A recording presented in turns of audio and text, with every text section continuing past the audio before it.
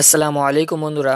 আমি সারাদিন বাড়ি কি কাজ করি, কোন কারণে আমি নিয়মিত ভিডিও ছাড়তে পারি না, কারণ বাড়ি আমি সবসময় ব্যস্ত থাকি, এই জন্য আমি ভিডিও ছাড়তে পারি না। আমি বাড়ি কি কাজ করি সেটা আপনাদের আজকে দেখাবো। তো শুরুতে আমি সকালবেলায় আমাদের একটি সাইকেল ছিল, পুরাতন সাইকেল, যে সাইকেলটা অনেক দিন ধরে ফেলানো ছিল, বহুত আগের সাইকেল। এটা আমার বড় ভাইদের সাইকেল, যেটা 4-5 হাজার টাকা দিয়ে কিনা ছিল, অনেক আগে সেটা ফেলানো ছিল। তো ভাবলাম সেটা যদি মেরামত করে 2 টাকা তার পিছনে খরচ করে যদি নতুন বানানো যায় তাহলে সেটা ব্যবহার করা যাবে। তো যেমন কথা তেমন কাজ, আমরা সাইকেলটা গ্যারেজে দিয়ে আসলাম।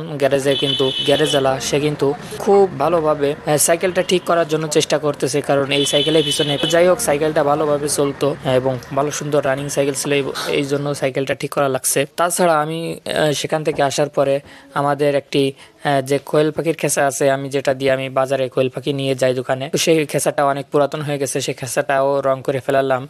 রোজার মাস, বসে থেকে কোনো লাভ নাই, এই জন্য। তো খেসাটা রং করা হয়ে গেলে তো আর কোনো কাজ পাচ্ছি না। এরপরে ভাবতেছি যে কোয়েল পাখির একটি ঘর বানাচ্ছিলাম, যে ঘরটা অনেক দিন হয়ে গেছে বানাতে এই রোজার মাসে ব্যস্ততার মধ্যেও কষ্ট করে যতটুকু সম্ভব ততটুকু বানানোর জন্য চেষ্টা করতেছি, কেবল চালটা হয়েছে। তো এই হচ্ছে আমার সারাদিন টুকটাকি কাজ। শুধু তাই নয়, রাত্রেবেলা আমরা একটি পিকনিকের ব্যবস্থা করছি। রাত্রেবেলা একটি পিকনিক হবে, সেই পিকনিকের আয়োজন করার জন্য পিকনিকের যে যা কিছু খেতে হবে সেই খাবারগুলো কেনার জন্য আমরা বাজারে চলে গেলাম, আমি আমার ছোটো চাচাতো ভাই। তো যাওয়ার পরে সেখান থেকে যা কেনার সব কিছু কিনে নিয়ে আসলাম। রাত্রিবেলা রান্না বাড়া করব এবং আমাদের বাসায় যে কোয়েল পাখি ছিল, কোয়েল পাখিগুলাও জবাই করছি, প্রায় 20-25 পিসের মতো।